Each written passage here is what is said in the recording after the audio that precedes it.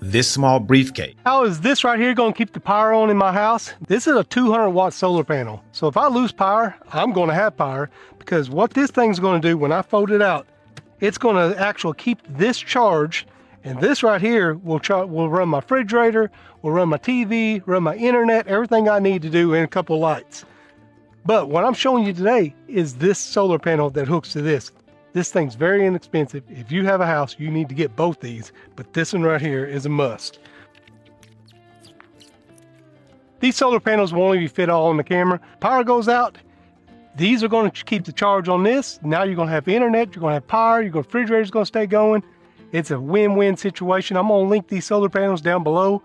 It's a must-have for this winter or storm season. Always have power. Great for camping too. Check it out.